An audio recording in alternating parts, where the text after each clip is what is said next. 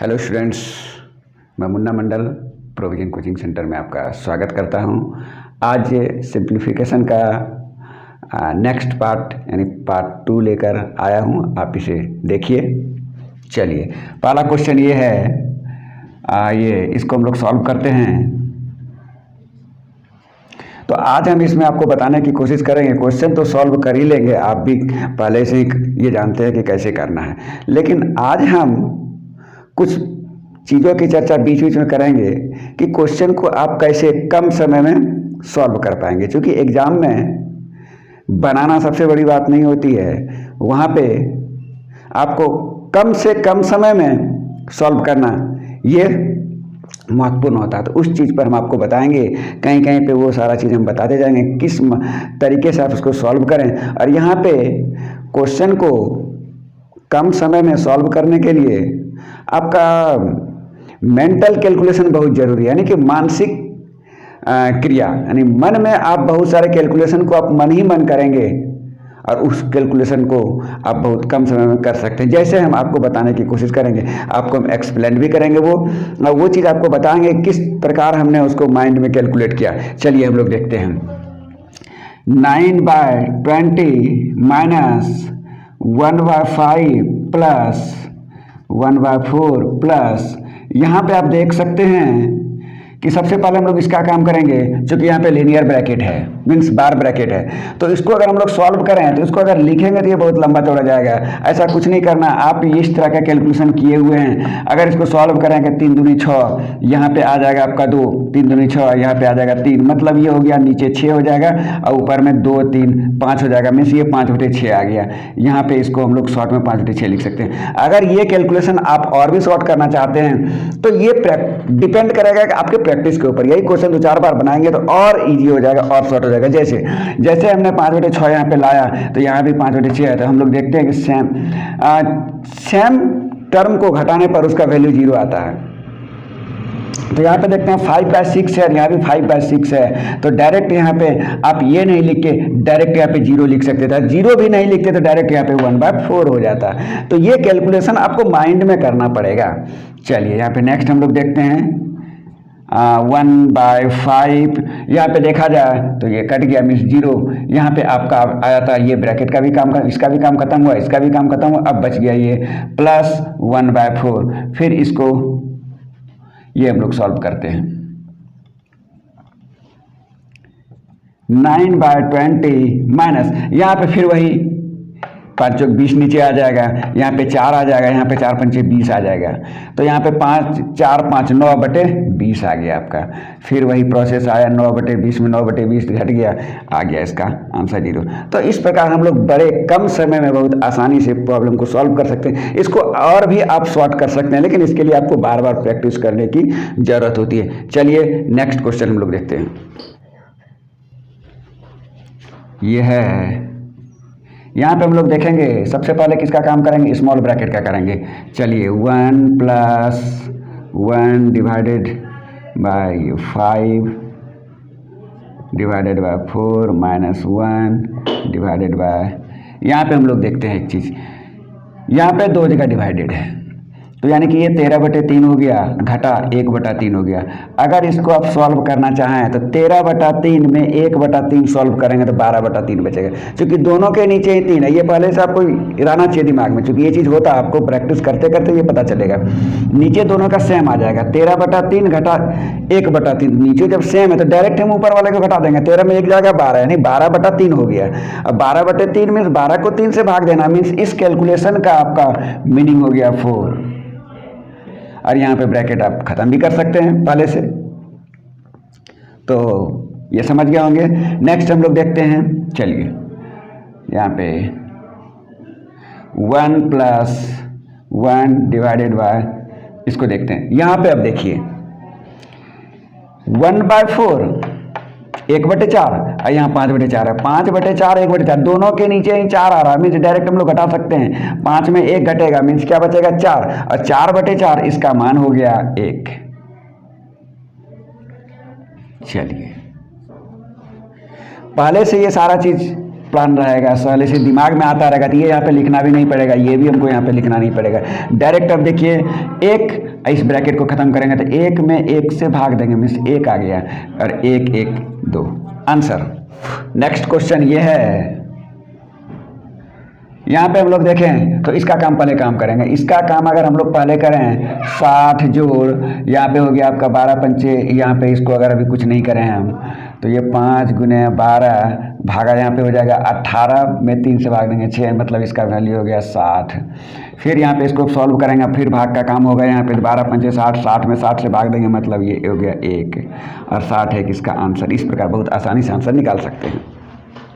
ये क्वेश्चन है, इसको हम लोग देखें तो लिख सकते हैं 4 पूर्णांक 2/5 जोड़, इसको हम लोग सॉल्व करें तो 4 तिया 12, 3 15/4, ये भाग को हम डायरेक्ट गुना में चेंज कर देते हैं। गुना का रूल हम लोग जानते हैं, जो भी यहाँ पे आएगा वैल्यू उसको हम लोग उल्टा कर देंगे। 8 तिया 24, 25/8, 25/8 का ये कितना हो जाएगा आपका 8/25, क्योंकि यहाँ पे हम चेंज कर चुके हैं इसको।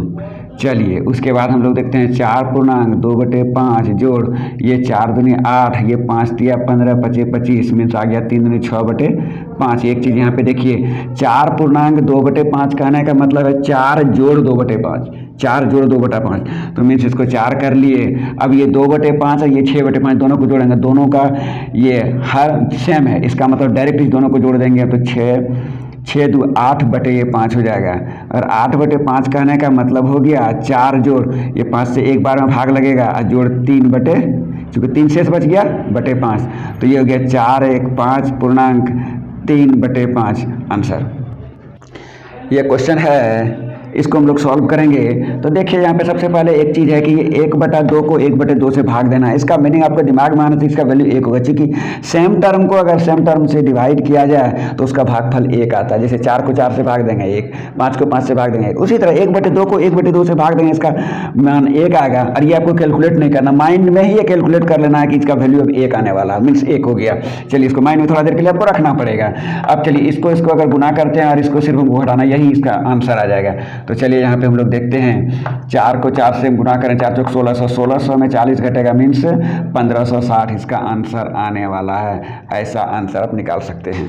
ये क्वेश्चन एग्जाम्स में कई बार देखे गए हैं, खासकर रेलवे के एग्जाम में। चलिए इसको हम लोग सॉल्व करते हैं, तीव्र गति से किस प्रकार सॉल्व करते हैं इसको हम लोग देखते हैं। तो इसको सॉल्व करने के पहले हमको ये समझना होगा कि यहाँ पे ये जो है पूर्णांक में, इसका मतलब है कि यहाँ पे प्लस का चिन्ह छुपा हुआ है, और प्लस का चिन्ह छुपा हुआ है तो ये ब्रैकेट का, ये मानसिक क्रिया आपको मन में ही करना है, मीन्स ये प्लस ब्रैकेट का चिन्ह यहाँ पे, तो ये गुना ये हो जाएगा, मीन्स इतना गुना इतना जोड़। अब इसके साथ इसको गुना करेंगे आप, इसके साथ इसको अगर गुना करेंगे, प्लस का चिन्ह, चूंकि ये प्लस यहाँ पे आ गया, इसके साथ इसको आप गुना करेंगे तो ये और ये कट जाएगा, तो यहाँ पे आपका क्या बच रहा है 995। देखिए कैलकुलेशन कितना शॉर्ट हो गया मानसिक क्रिया के द्वारा। अब यहाँ पे इसको हम लोग देखें तो एक चीज़ हम लोग पढ़ चुके हैं कि किसी भी चीज़ को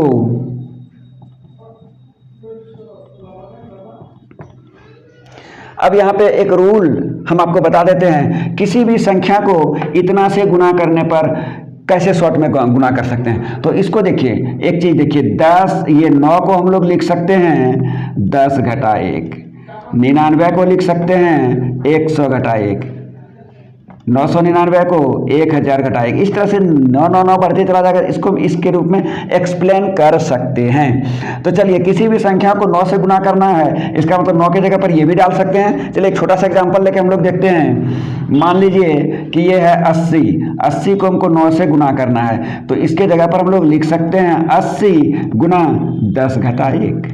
तो यहाँ पे क्या हो जाता है आपका 80 गुना 10 घटा 80, तो यहाँ पे हो जाता है 800 और घटा 80 मीन्स हो जाता है आपका 720। तो देखिए इसी कंसेप्ट को यहाँ पे हमने यूज किया कि यहाँ पे 9 था तो 10 घटा 1 मीन्स यहाँ पे आपका क्या आ गया, जिस संख्या से आपको गुना करना है उसको पहले हम लोग 10 से गुना कर रहे हैं, डायरेक्ट उस संख्या को हम लोग 10 से गुना कर रहे हैं। 10 से गुना करने का मतलब 1 जीरो उस पर बढ़ जाता है, 80 थे फिर 800 हो गया। अब फिर इस संख्या को 1 से गुना करेंगे, मतलब यही संख्या एक बार आ जाएगी। इस संख्या को हम लोग एक बार गुना करेंगे, तो 80 से 1 से गुना किए मतलब 80 मीन्स वही संख्या एक बार घट जाएगी।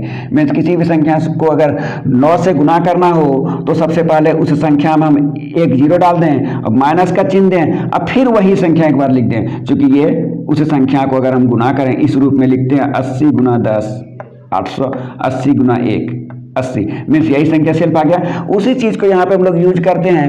देखिए 999 से हम इसको गुना करेंगे तो 999 पर 3 जीरो, क्योंकि 9 में 1 जीरो, 99 में 2 जीरो, 999 में 3 जीरो, यानी जितना 9 है उतना जीरो हम लोग डाल देते हैं। तो 3 9 था, 3 जीरो डाल दिए, माइनस सिर्फ वही संख्या कर देते हैं जैसे 9 था। हमने में क्या माइनस, यहाँ पे माइनस क्या किया था, 80 था संख्या, 80 से इसको मल्टीप्लाई करना था, 80 को माइनस किया था। यहाँ पे जो भी संख्या रहेगा उसी को माइनस करेंगे हम लोग, क्योंकि उसी से 1 को गुना करना है।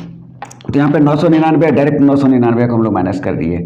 ये कैलकुलेशन हो गया मेरा, ये गुना का काम, प्लस 995 था, ये हम लिख देते हैं। अब देखिए यहाँ पे इसको भी हम लोग हटाएंगे नहीं, इसके साथ अगर काम कर दें तो 995 में 999 घटेगा, मीन्स -4 बचने वाला है यहाँ से। 995 में 999, अगर इसको हम यहाँ से घटा लेते हैं फिर इसको जोड़ेंगे तो कैलकुलेशन लंबा हो जाएगा। तो यहाँ पे देखिए 995 में 999 घटाएंगे तो -4 मेरा बचने वाला है। -4 अब यहाँ पे घटा देंगे तो फिर अब मेरा आंसर आ जाएगा। तो 10 में 4 गया 6, यहाँ पे बचा 9, यहाँ पे बचा 9, फिर 8 9 9 आंसर। चलिए नेक्स्ट क्वेश्चन है। इस क्वेश्चन को अगर देखा जाए तो ये सब में आपको कॉमन नज़र आ रहा है। तो इसको हम लोग पहले ही पढ़ चुके हैं कि इसका मीनिंग है 999 पूर्णांक 1/7, यानी इस यहाँ पे प्लस का चिन्ह छुपाओ, प्लस का चिन्ह छुपाओ, प्लस का चिन्ह, यानी कि जितना भी ये 999 उसको हम लोग अलग कर सकते हैं। कितना बार है, 1 2 3 4 5 6, मीन्स 6 गुना 999 इसको कर सकते हैं। मीन्स इसका काम अब खत्म हो चुका है। अब यहाँ पे बचा 1/7, 2/7, 3/7, ये सबको सॉल्व करेंगे तो प्लस का चिन्ह सबके साथ प्लस लगा हुआ है, तो प्लस के साथ इसको ऐड करेंगे। तो चलिए इसको बिना हम लोग लिखे ऐड करेंगे, क्योंकि सबके नीचे देख रहे हैं 7 7 7 ये सेम है, इसका मतलब ऊपर वाला डायरेक्ट मेरा जुड़ जाएगा। तो 1 2 3 3 6 4 10 5 15 6 21, 21/7 मीन्स 3, 21/7 मीन्स हो गया 3। अब इसको यहाँ से गुना करें तो देखिए इसको हम लोग डायरेक्ट सॉल्व करेंगे तो फिर वही प्रक्रिया से हम अपनाएंगे। 1000 यानी 6000 में 6 घटने वाला है, लेकिन यहाँ पे आपका +3 है तो 6000 में 6 नहीं घटा के हम लोग 3 घटा देंगे तो 3 से यहाँ पे कट जाएगा। तो मीन्स आपके आ जाएगा 5000। इस प्रकार आपने आज देखा किस प्रकार मानसिक क्रिया के द्वारा हम लोग कैलकुलेशन को शॉर्ट कर देते हैं, और इसी तरह से कैलकुलेशन करें और अपने प्रॉब्लम्स को कम से कम समय में सॉल्व कर सकते हैं। तो इसके लिए मेहनत करना बहुत ज़रूरी है। आप जितना अधिक प्रैक्टिस करेंगे, अलग अलग बुक से आप प्रैक्टिस कीजिए, बार बार प्रैक्टिस करने से ये चीज़ें और भी सरल हो जाएंगी। और किसी स्टूडेंट्स का ये शिकायत रहता है, वो कहते हैं कि ट्रिक्स के माध्यम से सॉल्व कर लेंगे, ऐसा कोई ट्रिक्स बताइए इसको आसानी से। कोई ट्रिक नहीं, मैथमेटिक्स में कोई ट्रिक्स नहीं। मैथमेटिक्स अगर ट्रिक्स पर चलने लगेंगे तो फिर आपको वो रटना पड़ेगा, रटना पड़ा तो फिर वो मैथमेटिक्स नहीं है।